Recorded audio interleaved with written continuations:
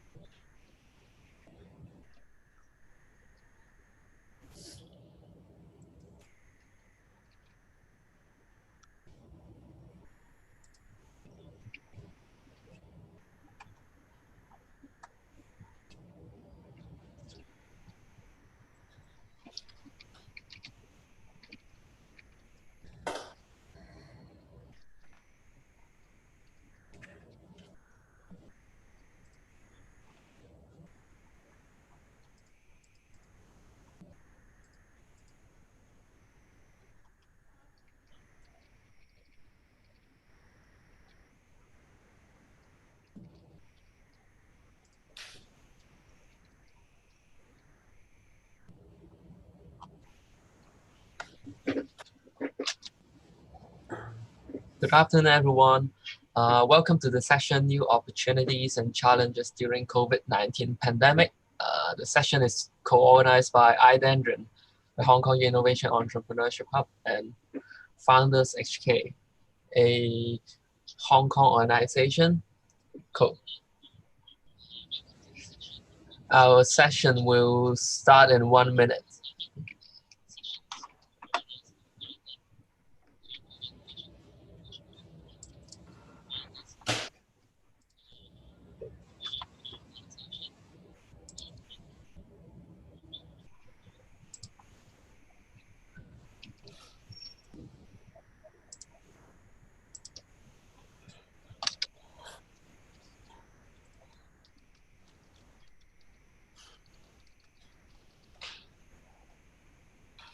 Hi everyone, this is Manu from the iDendron team. I'm so glad to see you all here and thank you for joining us today. So please join me in welcoming our guests, Mr. Philip Lam, the co-founder of HomeCourt. HomeCourt is a mobile AI application for basketball training. HomeCourt was selected as Time Best 100 Inventions, won the Apple Design Award, and selected as #1 in the Fast Company Force category. Before founding HomeCourt, Philip also worked at Apple and Microsoft as an engineering manager. And another guest speaker for today is Edith Yuan. Edith is a venture capitalist, technology executive, and creator of the China Internet Report and Silicon News. Raise Capital is an early-stage Silicon Valley venture capital fund and focus in infrastructure, fintech, and deep tech verticals. Prior to Raise Capital, Edith was a partner at 500 Startup, the world's most active early-stage fund and incubator. As we all know, the COVID-19 outbreak has brought a massive impact on many startup and traditional business. However, it is also true that this pandemic has created new opportunities for new companies, especially for e-commerce, e-learning, remote applications, and remote fitness. And it is pretty clear that even this pandemic is over, the new way of living and working will continue to affect us.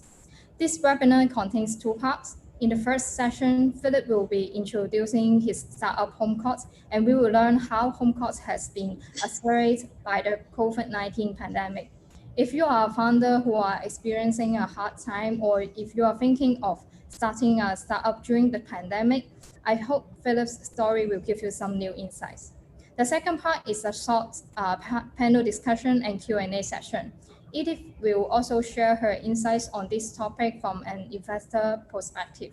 Please submit your question in the chat room and we will answer it during the Q&A session.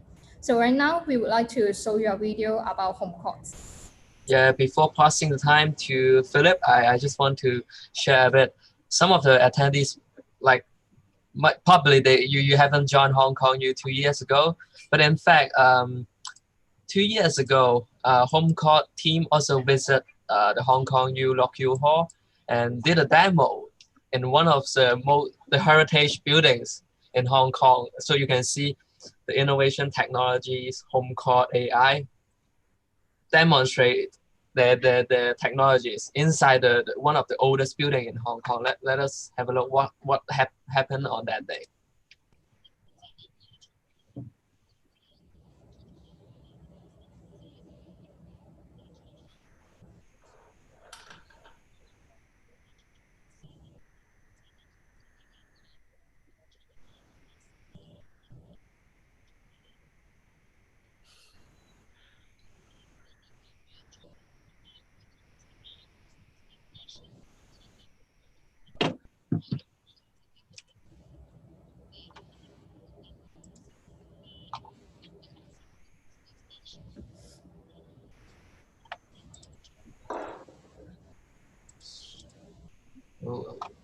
I think the audio is lost, right, in the video. It's never. I think Philip can also share a bit like what is home court and his journey in the home court.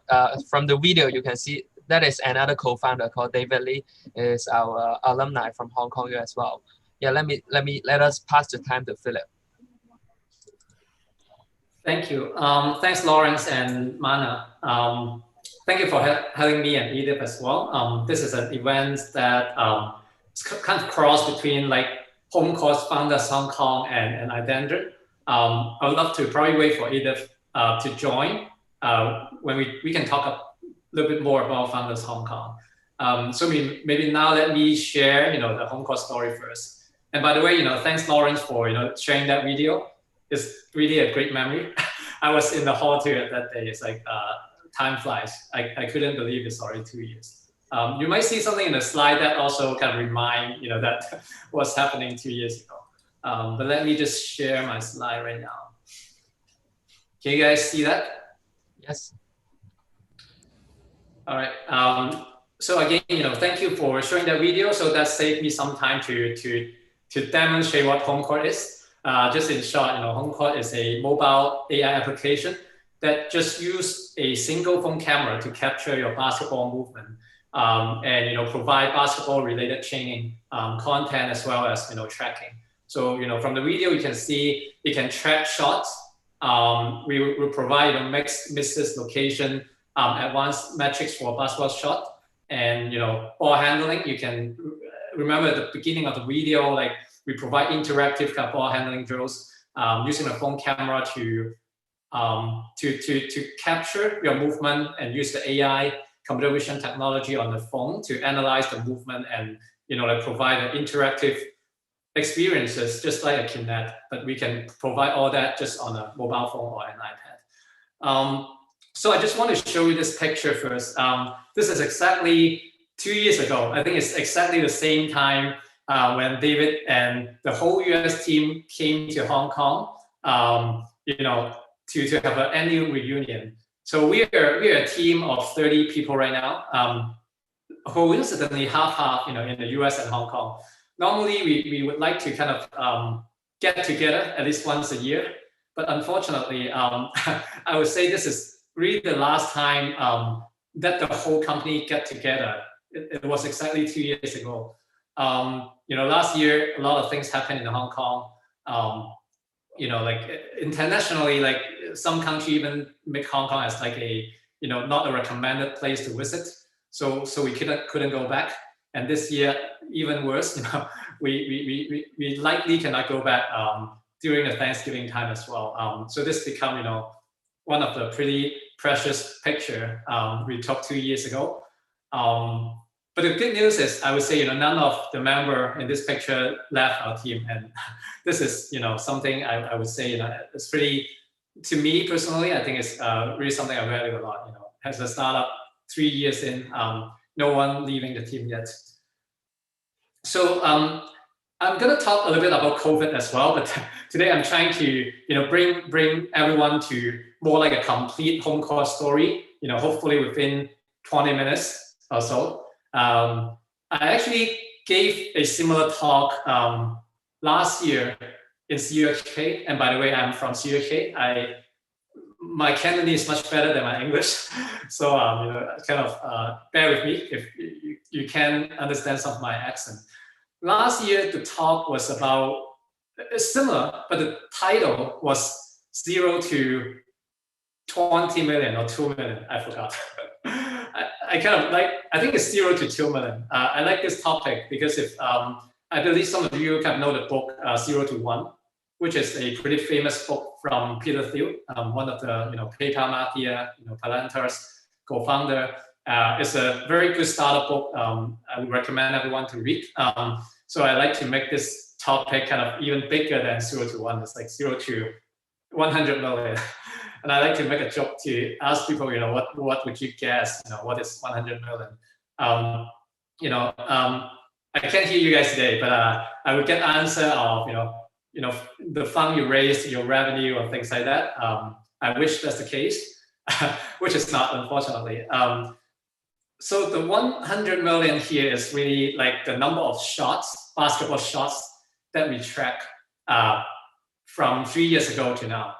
So this is really about like the story of how we build home court from ground zero to where we are right now. And you remember the number, like last year, we were still in 2 million shots. And right now we're in 100 million shots. And we indeed are in a billion, we track a billion dribble as well. A lot of these boosts was actually during the COVID time, which I'll cover a little bit later. But before I started the whole story, I also wanted to say, this is really the story about the whole team, not just myself. I just have the pleasure and the honor to get invited to share the story. But all these are really like a team effort, and I'm just trying to represent the team to share the home court story. So let's get to the very beginning. So home court started with 4 co-founders, myself, David, who's in the US, and 2 other co-founders in Hong Kong. So we actually started in 2 places at the very beginning. And the other 2 co-founders also, from Hong Kong U and CHK.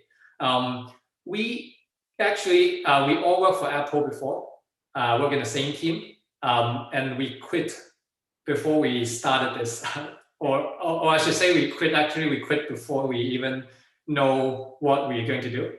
We just felt bored, like working in the big company for long enough, kind of wanted to do something more exciting. So after we quit Apple, we get together, to brainstorm a whole bunch of ideas. It's not a joke. All these ideas that you see on this screen, it's really the ideas we came up with and articulated a little bit. And we would post on a Facebook workspace at that time. So turns out we picked this idea number 15. We call Stats Cruncher, and the original thought was, can we use a phone camera to capture the regular pickup game that we play every week and provide box score, statistic and highlight for ourselves. One thing I do want to say here is that, which is pretty important, among all these different ideas, when we look at that and assess which one we wanted to go for, which one is more exciting, we find 2 very important elements when we pick what ideas to do. One is like it turns out we find that it's very important to find something that fit the strength and the passion of your team.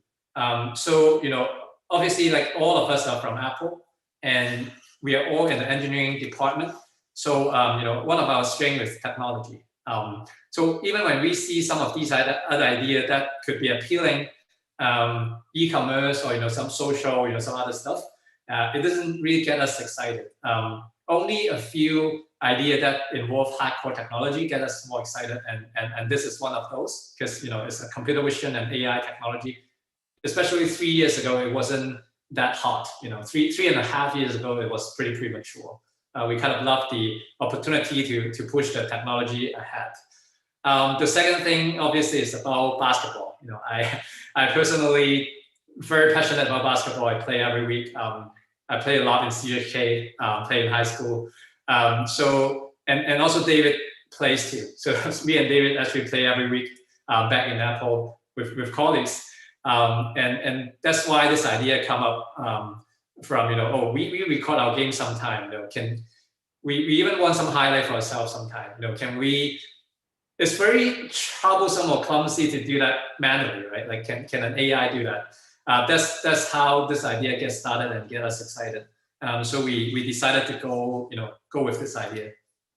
But the very beginning, there's a few things we do need to tackle. I would name these are the three main things. The first is the technical feasibility. First of all, no one have done this before. And all of us, even we in an engineering department, none of us are really expert in computer vision. We didn't do research on basketball tracking, for example. So we need to make sure, is it even feasible, technically. Market, no such product, whether the market would accept it. And of course, like investment, like how does an investor, see this kind of product or, something, again, not existing in the market. For us, we have to kind of started tackling the first two because we don't feel like just throwing out an idea out there to investor would get us a long way. So we started going to the market, talking to coaches, players, as well as started prototyping on whether this is possible or not. So how do we start prototyping? This is a AI or computer vision, project, right? You all know that first of all, it requires data. So we want to track shots. We want to track our shots. How do we get data? There's really no magic bullet, I would say. We just do it ourselves. This is literally me and David, going to a court, shooting, rebounding, capturing the shots, capturing the ball, capturing the backboard. We actually have to go to many different places to do that because, we try to also, cross some data from Google, cross some data from other sources to see, if it's going to help or not. The fact is, the angle or the technology we're building is just so new, and we find out that it's the data really needed to be very customized, for our AI to work well. So instead of just trying to crawl random hoops or random backboard, random ball data on the internet, doing it ourselves and doing it with some other partner is a much better way to go. So other than doing it ourselves, we also go to some schools, to beg or to ask them to pilot with us, give us some time to do it with their players, get some training data and get some feedback from them. And I would say it's not an easy process at the very beginning. I bet a lot of you experience that. When you don't have a product, when you're just trying to ask people to try something which is pretty crappy, it's not easy. But the good news is, we still, going after a whole bunch of school, we still get a few willing to, help us, and they kind of get excited with the technology. And in fact, we got the insight from the coaches that you don't really need to track the whole basketball game. You just need to track the basketball shot that my player put up and count it for them every day is already something very useful. And we got this same feedback from many coaches. It also got us pretty excited because being able to track the whole basketball game is a very, very challenging problem. Like, there's 10 people on the court, you need to move the camera. So many things happen. It's very, very difficult. And when we hear from users, oh, you can actually solve a much simpler problem while bringing a lot of value to user, it's always a better way to start, rather than trying to conquer the whole world. So indeed, because of all these market research, we started going with just a basketball training application first. So 4 months after, we worked very hard, talking to user, heads down, building prototype. All of us don't know computer vision before. We just learned, within the 4 months, probably like 16 hours a day kind of thing. because we set up a time frame for us, you know, like we're not gonna do it forever. Like I forgot how long we set it, but maybe 6 months ish. Like we do wanted to have something out there to see, you know, if we can get some investment or not. Because at that time, like we all quit the job and we're not, you know, taking any salary with this. Fortunately, 4 months after we built the first prototype, and you know, this is, you know, one of the first event that, you know, we do a live demo with investor. This is one of our early investor. The funny thing is that at that time, you know, our prototype is so raw. The shot tracking only works in some situation. Some meaning, you know, it has to be outdoor. It has to be pretty calm weather. You know, California is pretty suitable for that. You can have a lot of wind, you know, no rain, you know, the shadow shouldn't be too long on the floor. So there's a lot of, you know, situation that can fail. So I can tell, you know, it's pretty scary to do a live demo.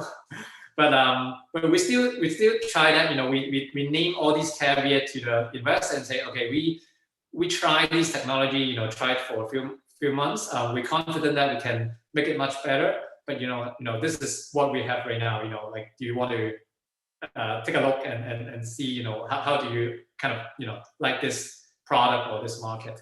I would say, you know, a lot of investors at that time actually feel pretty impressed because this is something they've never seen before. And it's pretty, you know, cool or hardcore tech, especially those who love basketball, you know, they kind of got clicked in it pretty quickly.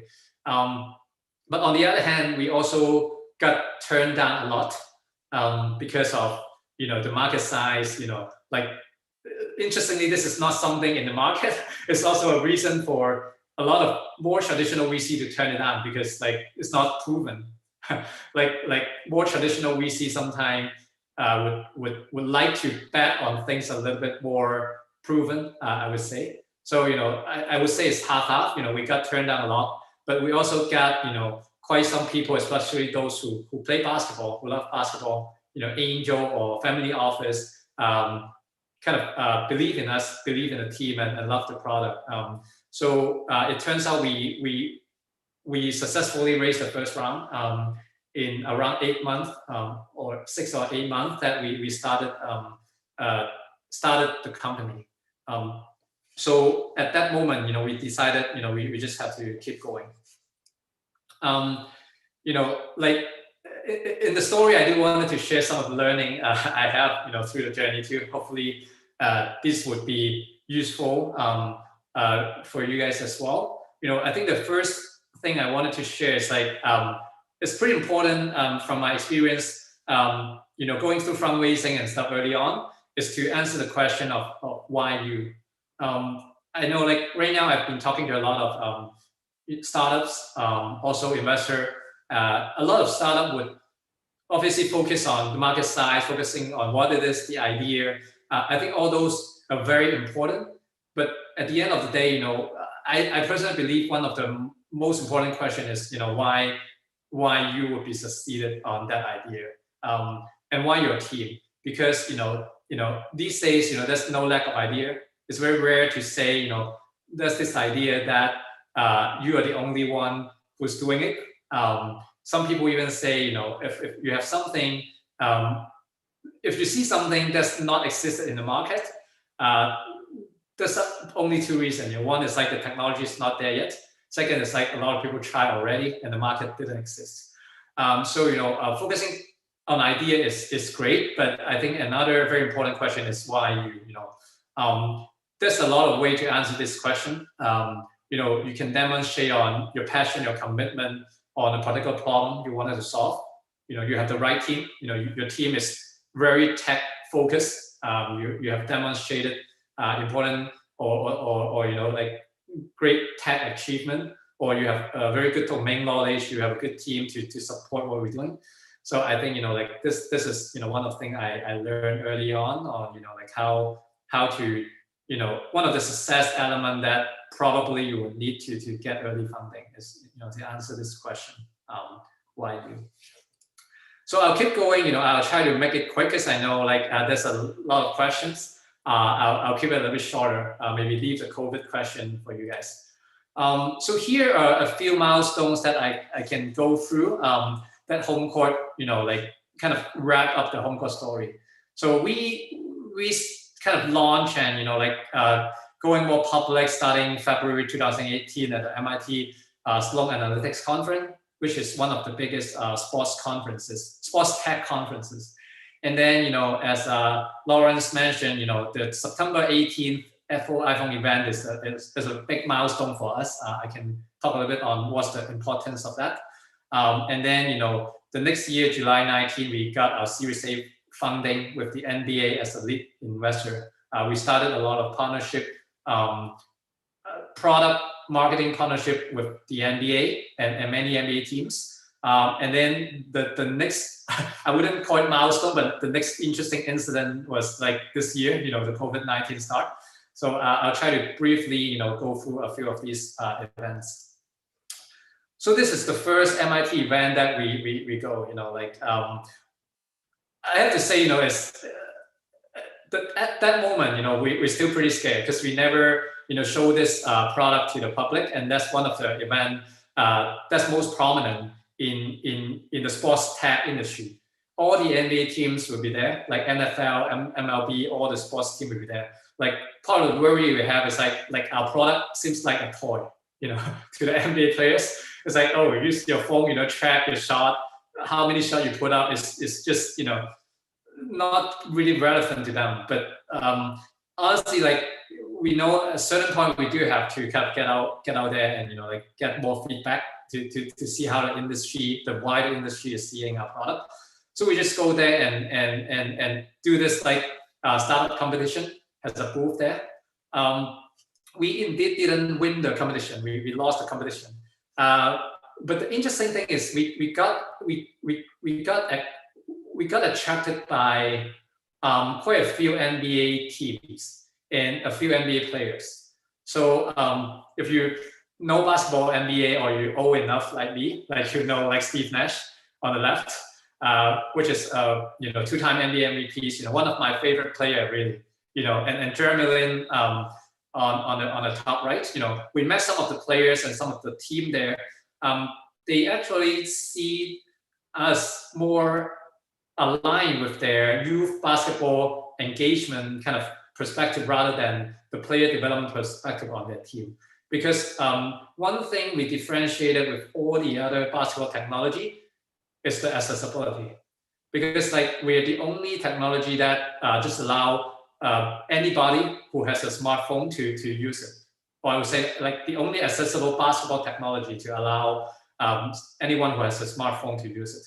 All these other technology the NBA team has is either heavy sensor based, you have to wear a special shoes, wear a wristband, or use a ball with a sensor, or there's 10 camera installed on a specific court. Super expensive. All the NBA teams have that, but they never have something that's so portable and accessible. So they see the advantage, and they see that can be heavily promoted to the youth basketball or the youth basketball fan within their region, for example. And player like Steve Nash, Jeremy Lin, they're really big in basketball foundation. So once we got an opportunity to meet them, we just click kind of immediately. And fortunately, we got some of the endorsement from them, and that actually triggered our second seed round of fundraising. We didn't expect that. It's just opportunistic. And we got a few of these NBA players, a few of the NBA teams kind of invested in that round, which was a big surprise for us. And the story kind of keep going. This is the iPhone event on 2018. The backstory of this is this is very, very difficult to get on Apple stage. Something you can never buy. People would ask, oh, is it related because you guys all from Apple? I'm gonna say it's not related at all. It's really a lot of luck and also a lot of grind work. Within a couple of weeks, you can think of it as a super short-term marathon or hackathon that you have to beat over 1,000 other teams. and also be very good enough to get on Apple stage. So we got the fortunate to get there, and then we also got the Apple Design Award, which is one of the i9 application that received it in that year. All these things, I think the main significance is it's really about a big company like Apple, or when Mana and Lawrence mentioned, we are also fortunate enough to be one of the top 100 Time Magazine innovation, those kind of things. All these things bring us more partnership opportunity, and probably make our hiring a little bit easier. But I have to say, the main product or the core kind of thing, you still have to kind of deal with it. So since the Apple event, we got exposed by a lot of big basketball brand. Wilson, one of the big basketball brand in the US, get in touch, and we one of our biggest partner right now. And then NBA also started talking to us after that, and 1 year after, we got this very exceptional deal with the NBA. So they're leading our Series A round with a couple other basketball NBA team ownership group. It's all started from the Apple event, and obviously in between there's a lot of very crazy grinding work that we need to do to make it happen.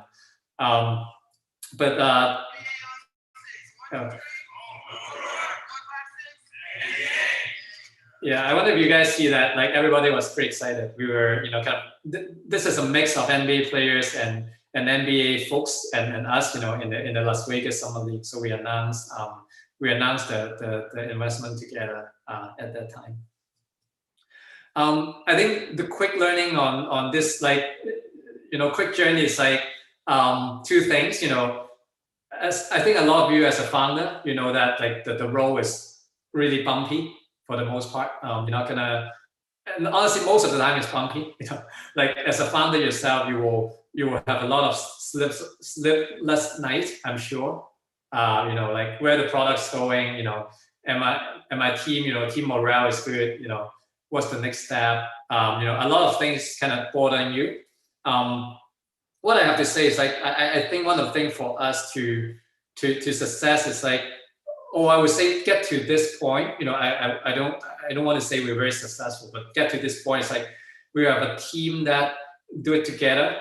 We love pushing the boundary, and we kind of build a grit together along the way. There's a lot of downturn in between. One crazy incident happened. Backstory between us is we actually even got threatened by a patent troll company. When our name get out there, there's some of these companies will get to you. There's a patent troll company which has track record to kill other similar company by suing them, and they come after us. Some of these crazy things happen along the way. You just have to believe on what you do. Don't back up. You have to say this is really our invention. We'll keep going, keep pushing boundary. Just want to say one thing about Founders Hong Kong here. Not really for advertisement, but really one thing. Myself as a founder find that being a founder sometimes is very lonely. You need to deal with all these yourself. So one of the things Founder Hong Kong hopefully can do, or we wanted to do, is to help build a community, the startup community, which is more Hong Kong rooted on both Hong Kong and Silicon Valley and Bridgetown, and hopefully create a more authentic kind of supportive network for founders. Because myself, one of the most enjoyable moments I have as a founder is really to be able to bounce with other founders in similar situation, either rant or bounce idea. I think that's very important, even though it may not materialize on what you do, but the mental support, the emotional support, or the feeling of someone is doing it together with you is to me very important. And very quick last thing, COVID-19, totally unexpected. Something happened this year. very interestingly, before the lockdown, Hong Kong actually started to have that, right? Like we are we are a company both in Hong Kong and the US. Hong Kong started to have that. It wasn't as bad at that time. I felt like, oh, it's SARS. It's a bit like SARS back 20 years ago. Like it's only contained it, in a small region, but you never know it actually spread that broadly until now. US become one of the worst places.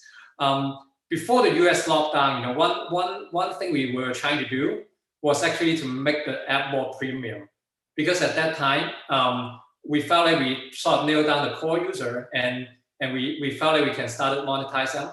So literally at the week when the US started locking down, we say, let's do it premium. But then the lockdown kind of news come up, and then very quickly, we internally, I think it's also luck, I don't know who bring this up, and we say, oh, is it the right time to charge people right now? Everybody kind of panic. People really like go to grocery stores, like Hong Kong, get out all the food and stuff. People start panic. Is it the right time to charge people? I still remember in 2 days, our marketing team come up with this totally flipped model. It's like, let's make it free for everybody. We call this campaign, stay in the game. We wanted to help our community, let everybody use it, for free till the end of April. The crazy thing is, once this campaign is out together with the lockdown, we see a tremendous amount of growth in terms of user download and engagement. I'm talking about like this. And starting then, like we were on top of many countries' app store sports category, including the US, because like ESPN and some other apps kind of go down and we go up. And we see even more crazy thing, like people are hacking home court to play other sports. This is a video that we put up together, but this is really from Instagram. People use home court activity to do something else. It's like soccer. We don't just check basketball, right? Like they just use our training to do soccer, badminton, like kids doing some funny stuff. So we just we just see this happening organically in Instagram, and we find, wow, this is just crazy. There's some new opportunities for us. A lot of those users, I have to be honest, is like, when they come, our product doesn't serve them very well, because our product is just fundamentally basketball. But when you see a market pool like that, you can totally tell there's a market need out there, right?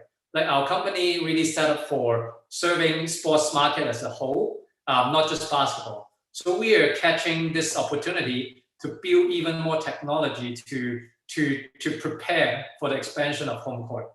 So this is this looks a little bit geeky, but this is one of the technology we built during the COVID time. It's like now our camera can basically recognize any athletic pattern. Like you just do a few pattern, you just do a few rep, we can recognize the pattern, and we can also recognize what it is. So this is something we call like an exercise tracker. And I was supposed to bring up one more video, but I forgot. But with these technology, we can actually build some experiences like Peloton, but on a mobile phone. So if you know Peloton, or Mirror, they basically can track your movement and know what you do, like follow the leader kind of thing, and build up leaderboard and make some fun experience on top of it. So it's not just content. It's not just you're facing a video and do the stuff, but we can analyze your move, give you a score, give a leaderboard and things like that. So we're building this technology to prepare to potentially expand to the much bigger and hot in-home fitness market with a very different angle. Again, like we don't see any like popular app doing that yet. I'm sure a lot of people may try to do that already. But this is something, potentially we'll go after to expand our coverage. So, the last learning I want to share is like, in all these difficult time, as a founder, it's always, important to stay optimistic and be flexible. when I say, that opportunity comes, it's exciting, but there's a lot of other worries that we have to. Like, for example, on the basketball side of things, a lot of, basketball season is still not happening in the US. So we need to be prepared that, the basketball activity kind of slow down a little bit. And that also makes us feel like there's a more urgent need to try to go after other things. So, like there's some opportunity, there's always some downturn. But as a founder, I think being flexible, stay optimistic is something important. I think that's all from me today. Thank you. Thank you, Philip. Wow, it's always so enjoyable to listen the journey of HomeCourt, and this is my second time to listen. That the last time is presented by David, but from you it's another perspective, and I really like that one. And the updates of the COVID-19, that part is really amazing, because I like the dilemma of whether you go premium, but people are facing lockdown and economic downturn, and but people might not be able to go out for the basketball court to play as well. So I think it's the best timing to really go free and boost up the users. And then right now you collect a lot of unexpected data, which might give you opportunities to develop into, apart from basketball, and also sports technology company is another pivot. And wow, it's really amazing. And some of the participants also say that like that's the beauty of a user-driven approach from John. Yes, and there are some questions from the audience. More about the story was like, what was in your mind when you quit your job? How did you survive those 6 months without any salary? like you must be like frustrated, and then you set a deadline for yourself, I guess, right? No, yeah, I think that's a great question. Thank you for asking that. I think I have to say, I'm fortunate enough to be in the US. We always felt about, there's a lot of difficulties for the startup scene in Hong Kong. There's another challenges in the US. So the mindset I have at that time was like, I was in the software industry for roughly like 7-8 years. I make some money, like you guys know, in Silicon Valley, being a software engineer or engineering manager in a big company actually have a pretty good compensation. Yep. I have to say, and the stock, the stock is like just going crazy. But the main challenge for me is like, I know I always wanted to do something, myself, or like not necessarily always work for a big company. I stayed in big company for 7 years. Honestly, very long enough. I was worrying that I'm not gonna get out from that bubble. And like when David and these other friends and colleagues come together and say, oh, should we do something together? My first feeling is super excited, honestly. But the next feeling is like, what am I giving up, right? Like I think like, long story short, by the way, I have a family. I have 2 kids right now. Wow. So I mainly ask myself one question. I'm very transparent to you guys. So the salary I got from Apple at that time, I have no complaint. I think it's very good. I was satisfied with that salary if that's the peak, kind of for the rest of my life. The question I asked myself is, would I accept if that's going to be the peak of my life? The salary I got at that time is going to be the peak of my life, and I would never be able to get the same salary if I do this. That's the question I asked myself to compare to the excitement I got to do this. I think, quickly, I get the answer is like, I still have to do that. I know, once, if this fail or, whatever happened, I might be able to go back to get a job, maybe not get that salary, maybe like 1/3, 1/4, whatever. It's still doable, it's survival. But I would choose the excitement of doing something special myself, compared to that. I think then that's it, then I'll just go for it. I have to say right now, still challenging, seeing the stock market going up all the time. And, I've been in this journey 3.5 years. I'm taking like, fresh salary right now. So still a lot of money on the table, but I think the thing I learned, the perspective I have going through these 3.5 years is just priceless. I think it's, yeah, anyway. Thank you, Phil. And there are several questions related to the business model and business plan and monetization. Like, because your story is start from the passion and interest to basketball, but many of the audience, they're interested, like, how do you assess for the business viability, or what is your business plan at the beginning when you create Home Court? If I have to be honest, I think we didn't put a lot of thought in the business plan at the beginning, especially. And also, our early investor really didn't even ask that. I guess that might be a little bit different in the ecosystem in Hong Kong or the US. But I do fundamentally believe that even when I talk to, some investor in Hong Kong, which is more kind of, I would say more familiar with the tech startup scene, like at the very beginning, like early investment, they really look for the team. Like whether the team is compelling, whether these people committed, are they a good team? And I think we're fortunate enough that David has a good track record, and many of us have good track record at a top company, so they kind of believe in us. And we also reference to some of these other fitness apps. Like at that time, one of the app we reference the most is Strava. So that's the running app.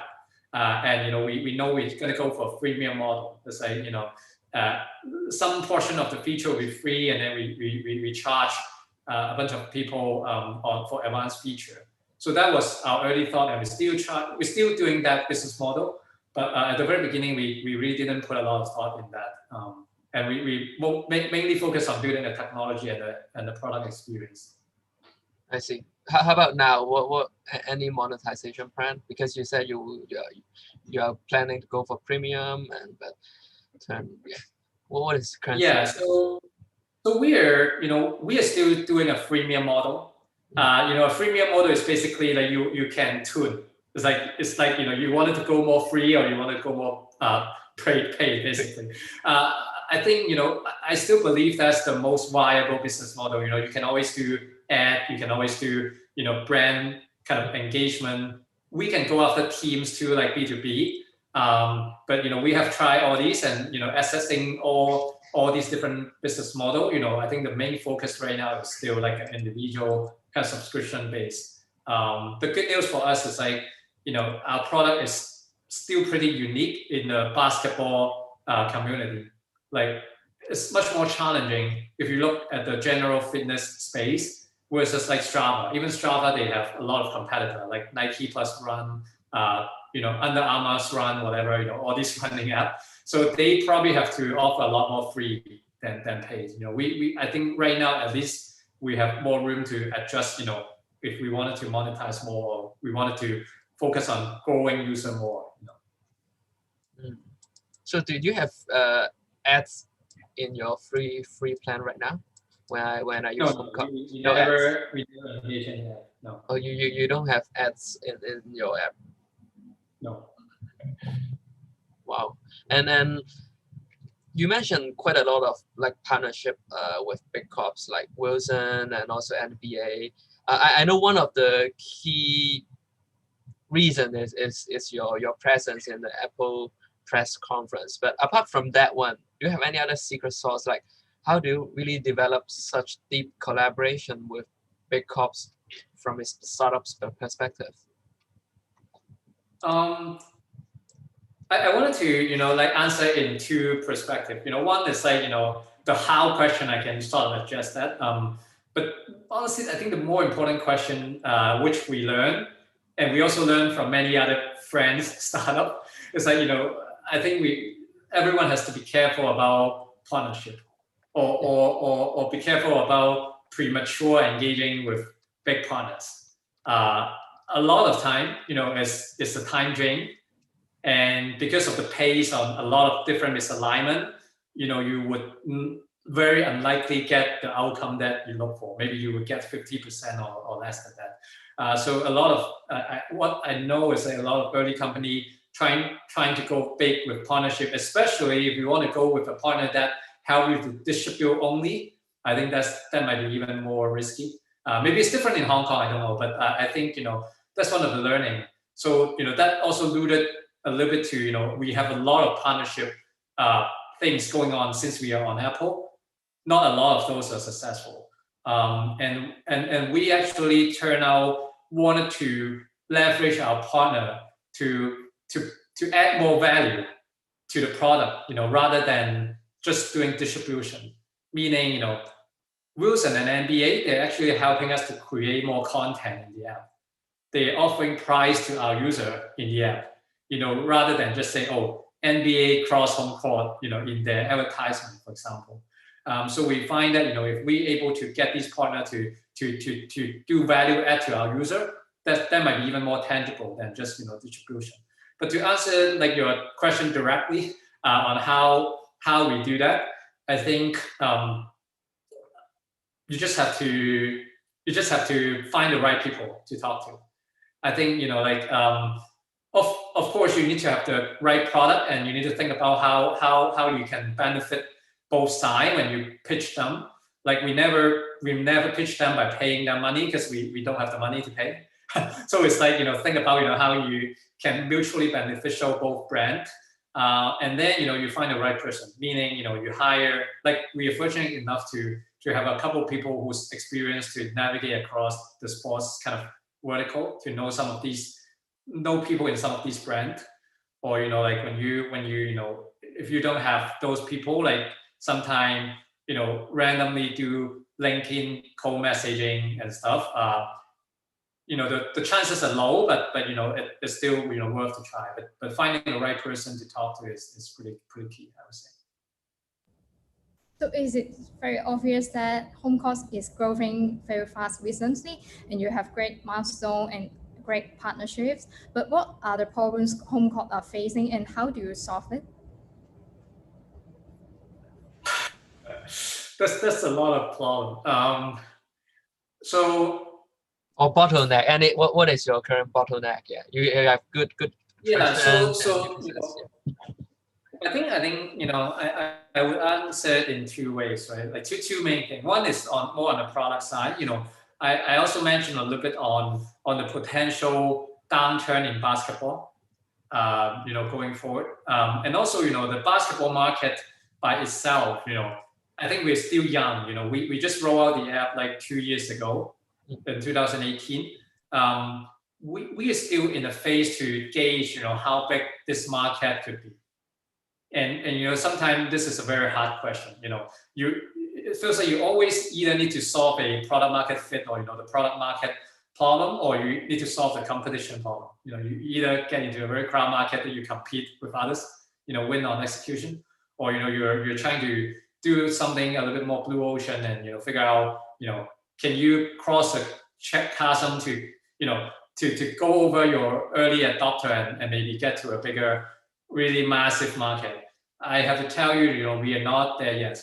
We have a good size of core user right now, but I would say I'm not totally confident, basketball or what we're offering in the basketball right now would be big enough. So we still have a lot of work to do on the product side, on the learning, as well as the marketing, the distribution.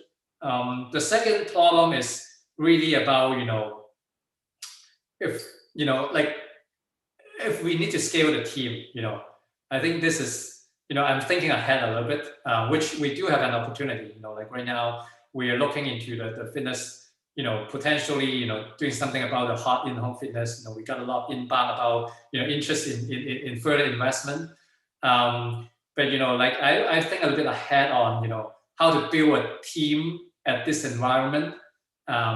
It's not easy, a lot of the internal kind of policy or internal processes that we might not have, we might need to try and learn. But it's just something thinking a little bit ahead. I don't think this is a problem we have right now, but this would be something I know we need to face once we will grow. Like every startup will need to face that growth problem. Just to add one more point to that, we care about our team a lot. I think even if you remember what in David's talk, it's a lot about team.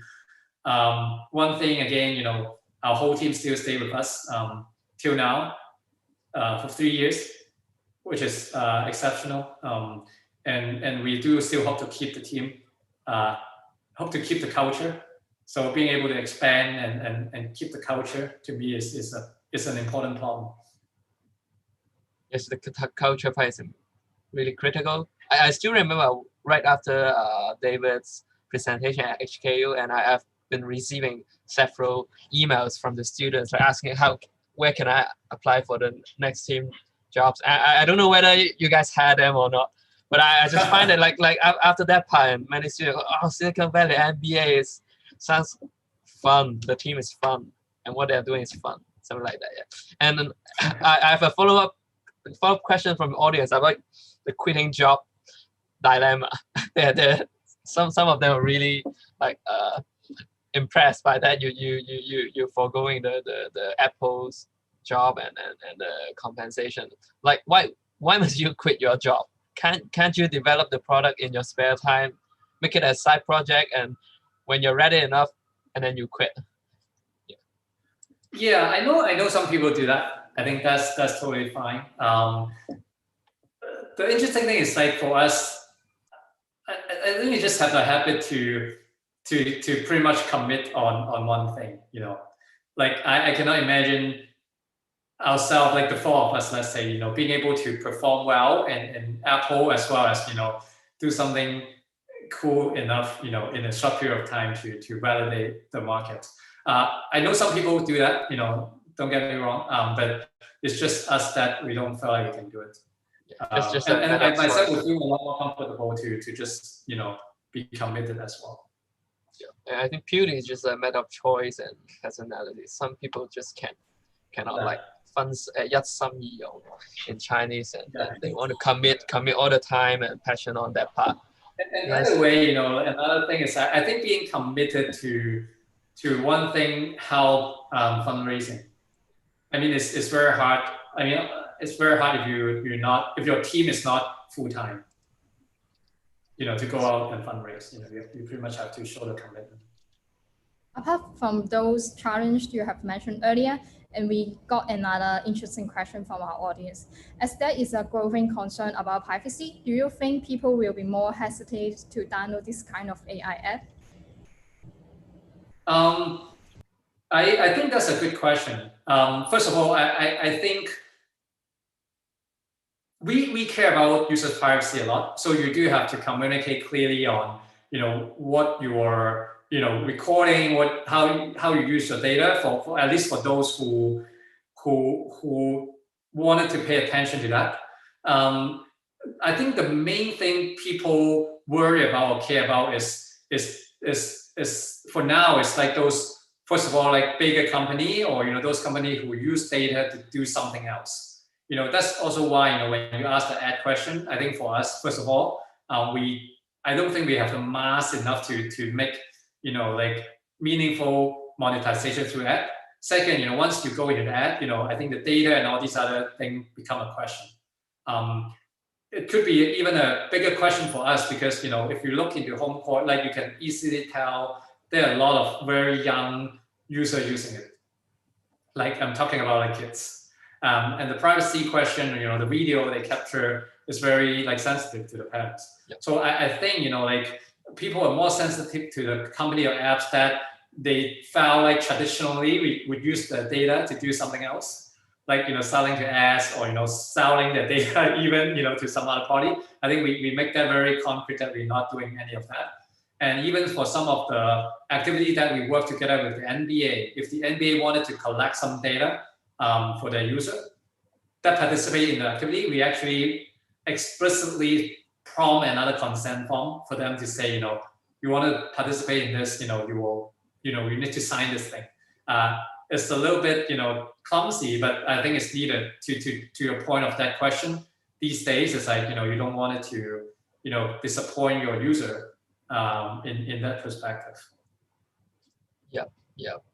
I think we more or less come to the end, and to wrap up, I unfortunately we don't have cannot have Edith with us today. But right now, you're still based in Silicon Valley. It's 10 p.m. right now, right? So don't bother your rest time for rest. And then just a quick question about the status in the Silicon Valley.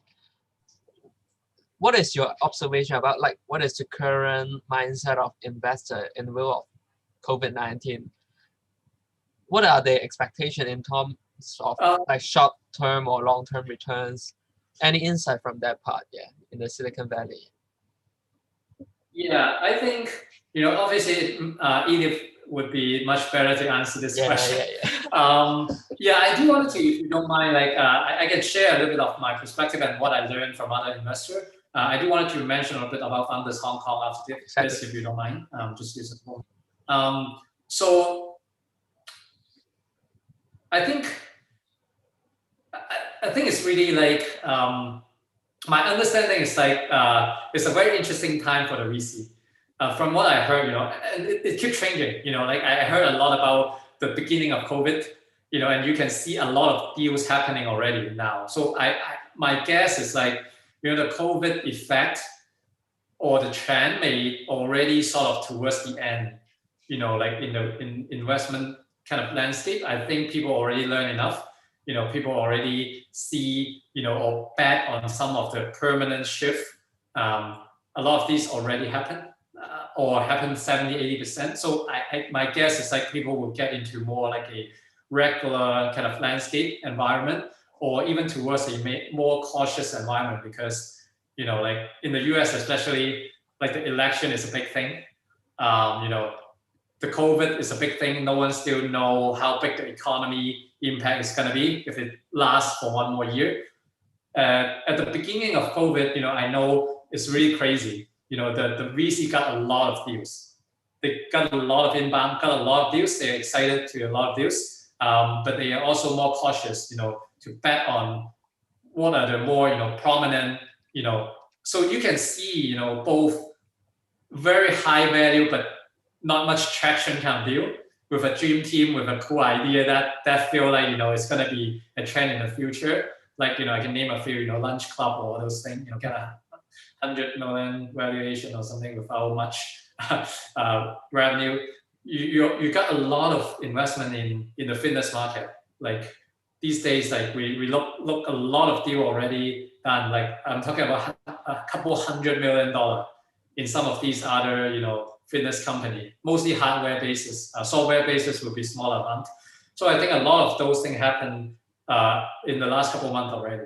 People keep rushing to the VC, and they will look at a lot of deals. A lot of VC also wanted to get some of these, by the way. This is always a game on both sides. In the Silicon Valley, a lot of VC also wanted to get good deals. So I think if you build something cool in Silicon Valley, there's a good chance that you can get someone buy into your product or your vision.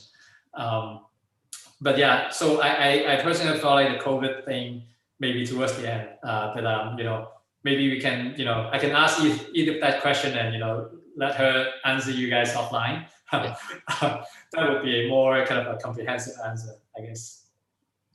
Yes, and yeah, basically, Idendra has been working with Founder Exchange. Founder Exchange is a non-profit organization, like connecting the Silicon Valley tech community with Hong Kong, because we have a lot of Hong Kong people working in Silicon Valley, both startups and the tech corporate as well. And yes, Hong Kong itself is also want to connect with the talents, some of our alumni, or even graduates from other Hong Kong local universities as well in Silicon Valley, working at Silicon Valley right now, and see how to have a better network and leverage the resources over there. So I think, thanks for creating the Founders Exchange for the Hong Kong people and all the young people in Hong Kong as well. Yeah, no, we just, just to add to that, we just want to help, because, like I myself, grew up in Hong Kong, very rooted in Hong Kong. I always wanted to come back. Very unfortunate I couldn't come back for more than a year. But we have we offer like education material, event series, as well as mentoring opportunity. Like we basically gather a group of mentors who's some of them in Silicon Valley, some of them in Hong Kong. All of them, have good track record, either working in, like prominent, like big Silicon Valley company in a specific domain, or, startup founders that, go through a few phases of startup journey or investors. So, like we don't, have any, we are a nonprofit and political neutral organization. So I just really wanted to help, Hong Kong founders and listen to you guys, like what you guys need. We're pretty new too. We just started a couple months ago. So feel free to, like connect with Mana and Lawrence on, who we are, and we're happy to, get feedback from you guys. Yeah, and hopefully have you guys join our program as well. Yeah, definitely. We will grab you guys very soon when the borders open, or bring you guys online again. Yeah, thank you, Philip. Thank you for your time and excellent sharing for having us. with the juniors. Okay, have a good night. Thank you. Stay safe.